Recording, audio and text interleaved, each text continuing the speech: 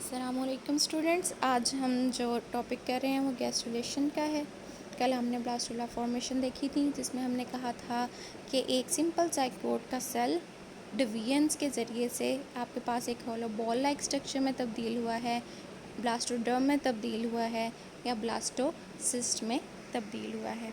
अब वही चीज़ जो है वो हम देखेंगे कि आपके पास जो वो ब्लास्टुला बना था या ब्लास्टोडर्म बनी थी या ब्लास्टोडिस्ट बनी, वो आपके पास ब्लास्टोसिस्ट बनी थी, उसमें जो है वो मज़ीद आपकी जो है वो 3 लेयर्स बननी है। उन 3 लेयर्स की जो फॉर्मेशन होगी उस सारे प्रोसेस को हम गैस्ट्रुलेशन कहेंगे। या आपके पास स्टार्ट कैसे होता है, वो कहता है कि आपके पास गैस्ट्रुलेशन एक प्रोसेस है by which future endoderm, mesoderm and notochordal cell of the blastula।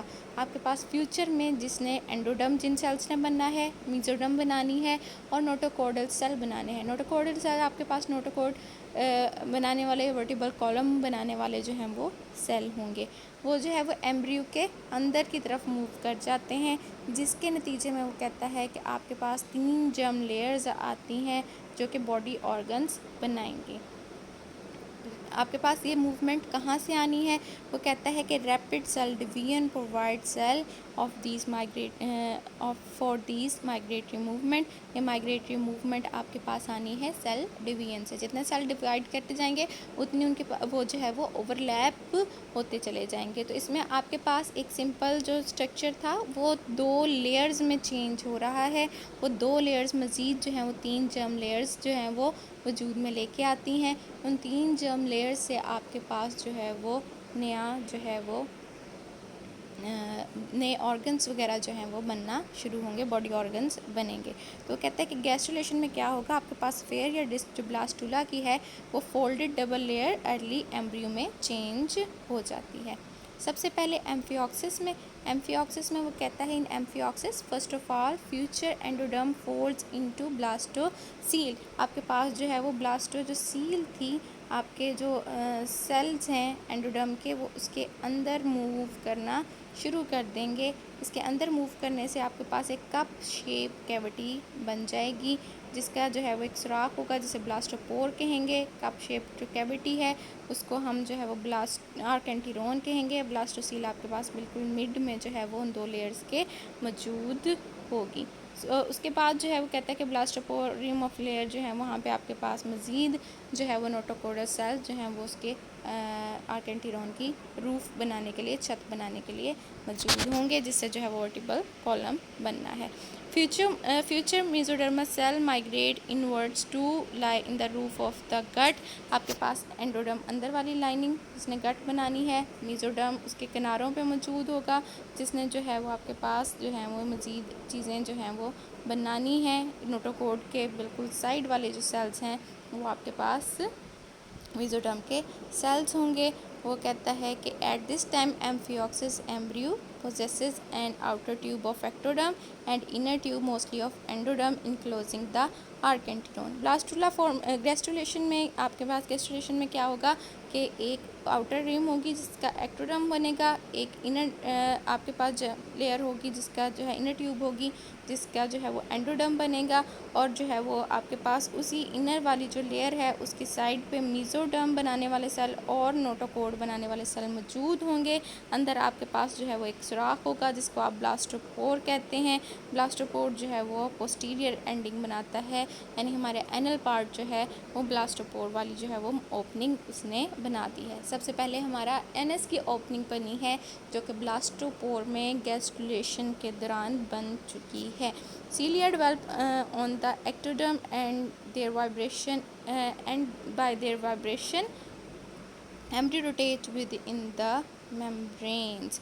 इसमें जो है वो कहता है कि सीलिया जो है एक्टोडर्म में जो है वो बन जाएंगे। सीलिया आपको पता है मूवमेंट करवाती है, तो वो कहता है कि एम्ब्रियो जो है वो अपनी मेम्ब्रेन्स में रोटेट करने की सलाहियत अब यहाँ पे रखता है। ये आपके पास सिंपल एक प्रोसेस है। ये ब्लास्टुला आपको दिखाया है, ब्लास्टोसील दिखाई है, ठीक है। इसमें आपको सेम वही ये सील, ये एंडोडर्म के सेल, इन्हीं सेल से, ठीक है, इन्हीं सेल से आपके पास ये एक्टोडर्म के सेल, ये एंडोडर्म के सेल, ये नोटोकोडल सेल्स बन गए हैं।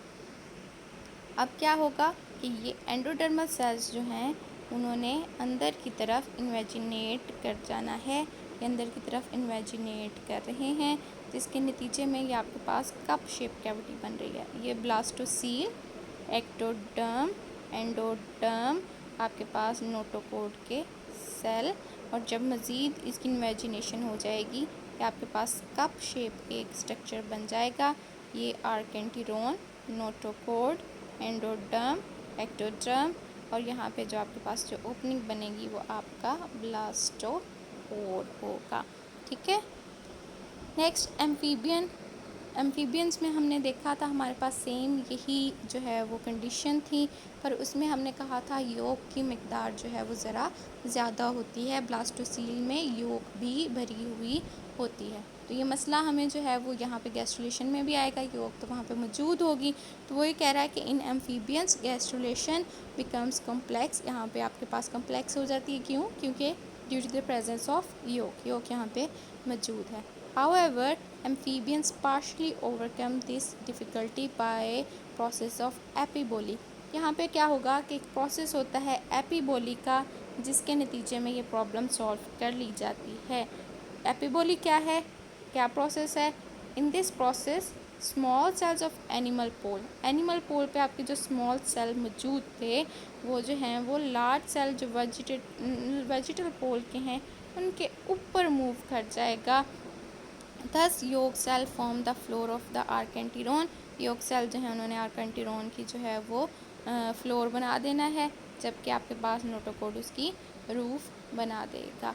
यही स्ट्रक्चर आपको यहाँ पे उन्होंने दिखा दिया है, इन्वेजिनेशन दिखाई हुई है, ये आपको कट करके उसने दिखा दिया। ये ब्लास्टोसील, एक्टोडर्म, ये एंडोडर्मल सेल, ये ब्लास्टोपोर, लिप ऑफ ब्लास्टोपोर जो है वो ये दिखा रहे हैं। ये आपको सी में उसने जो है वो दोबारा से वही शेप जो है वो दिखा दी है कि इसमें आपके पास ये योग प्लग जो है वो मौजूद है। ये सेम ये वाले स्ट्रक्चर जो है वो ब्लास्टोसील, आर्केंटिरोन, एंडोडर्म, एक्टोडर्म, ब्लास्टोपोर, और ये आपके पास जो है वो ये वाली चीज़ योग प्लग के तौर पे आपको दिखा रहा है। ठीक है। यहाँ पे देख लो कोडा मीज़ोडर्म आपके पास ऐसे सेल होंगे जिसने नोटोकोड और मीज़ोडर्म दोनों बनाने हैं। ये आपके पास एक्टोडर्म का रिम है, ये आपके पास योग प्लग है, यहाँ पे आर्केंटिरोन, ब्लास्टोसील और ये एंडोडर्म।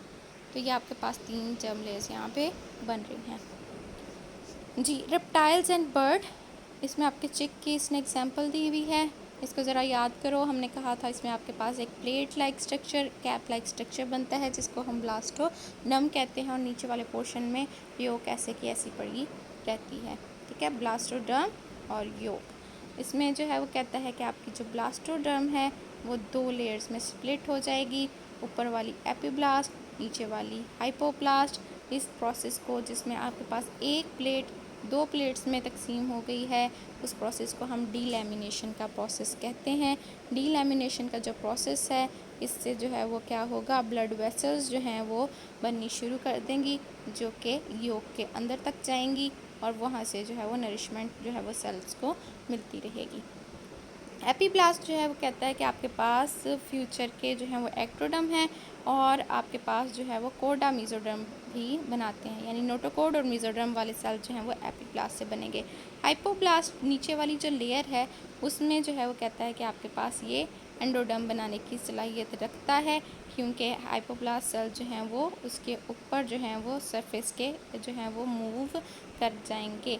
सो पहले हाइपोब्लास्ट मूव करके पूरी योग की कैविटी जो है एंडोडर्मल लाइनिंग बना देगा योग सैक के गिर्द, और उसके गिर्द जो है वो आपके पास आउटर वर्ड्स जो है वो हाइपोब्लास्ट सेल जो है मूव करके एक्टोडर्म और कोडा मीज़ोडर्म जो है वो बना देंगे। उसके अलावा वो कहता है कि हमारे पास क्या होता है, हमारे पास जो एपीब्लास्ट और सेल होते हैं हाइपोब्लास्ट से बिल्कुल ऊपर, उसमें जो है वो आपके पास एक ग्रूव बनना शुरू कर देती है। ठीक है, अब आपके पास एक गोल सा स्ट्रक्चर है जिसमें आपने जो है वो देखना एक ग्रूव सी बन रही है, उसमें आपके पास एक पोर है, स्पोर को आप प्रिमिटिव स्टीक, और एक ग्रूव जो बन रही है उसको हैंसन नोड कहते हैं। आपके पास प्रिमिटिव स्टीक जो है वो ओरिजिनल ब्लास्टोपोर है, हैंसन्स नोड जो है वो एक ग्रूव है जो इंटीरियर एंड पे मौजूद होती है प्रिमिटिव स्ट्रीक के, primitive streak is formed within the area of blastoderm. Blastoderm के एरिया में प्रिमिटिव स्ट्रीक ने बनना है, और जो है वो जहाँ पे आपके पास मेसोडर्मा टिश्यू मौजूद है उस एरिया में एग्जैक्टली ये बनेगा।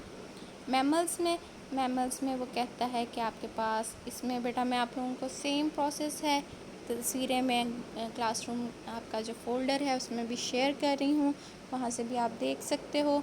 इसमें आपके पास ट्रोफोब्लास्ट, कंडीशन वही है तकरीबन योग की तरह का ट्रोफोब्लास्ट, और आपके पास जो है वो डिस्क की तरह का जो है वो इनर मैस मौजूद होता है, जिसके नतीजे में आपके पास 2 प्लेट्स बननी है हाइपोब्लास्ट की, और आपके पास एक प्लेट बननी है एपीब्लास्ट की। एपीब्लास्ट के सेल ने जो है वो योग सेल्स के राउंड मूव कर जाना है, योग सैक बनानी है, और योग सैक उस योग के गिर्द जो योग मौजूद ही नहीं है, क्योंकि ट्रोफोब्लास्ट यहाँ पे न्यूट्रिशन ले रहा है, योग यहाँ पे ख़त्म हो चुकी है, ये वैसे ही माइक्रोलिसिफल एग था। उसके ऊपर आपके पास हाइपोब्लास्ट है, हाइपोब्लास्ट ने सेम उसी तरह आपके पास जो है वो स्ट्रक्चर बनाना है जैसे हमने चिक एम्ब्रियो में देखा था। कहता है कि in mammal blastocoel consist of inner cell mass and trophoblast membrane. Inner cell mass पे मौजूद है, ट्रोफोब्लास्ट की मेम्ब्रेन इसमें मौजूद है, अभी हमने देखी है। इनर मैस जो है वो एनिमल पोल पे मौजूद होता है। ट्रोफोब्लास्ट जो है वो यूट्रिन वॉल से, जहाँ पे वो कांटेक्ट में है मदर के यूट्रिन वॉल से, वहाँ से जो है वो नरिशमेंट हासिल करना शुरू कर देगा, ऑक्सीजन हासिल करना शुरू कर देगा। इनर सेल मैस जो है वो 2 लेयर्स में तब्दील हो जाएगा, जो एपीब्लास्ट और हाइपोब्लास्ट कहलाएंगे। इस स्टेज पे आपके पास जो इनर सेल मैस है उसको हम एम्ब्रियोनिक डिस्क या ब्लास्टो डिस्क का नाम देते हैं। एपीब्लास्ट सेल जो हैं वो फ्यूचर एक्टोडर्म बनाएंगे, न्यूरेक्टोडर्म यानी कि जहाँ से आपका नर्वस सिस्टम बनना है वो बनाएंगे, और मेसोडर्म बनाएंगे, जबकि हाइपोब्लास्ट जो है वो एंडोडर्म के सेल्स बनाएंगे, जो कि आपके पास ट्रोफोब्लास्ट के अंदर वाली साइड पे ग्रो करके एक योग सैक बना देता है। ऐसे योग के गिर्द जो मौजूद ही नहीं है। फर्दर ये गट बन जाएगी। इस गैस्ट्रुलेशन फॉर्मेशन के बाद आपकी 3 जर्म लेयर्स उसी तरह से जिस तरह से जो है वो रेप्टाइल और बर्ड्स में हैं। होपफुली आपको ये समझ आ गया होगा। कोई कन्फ्यूजन है तो आप मुझसे पूछ लें।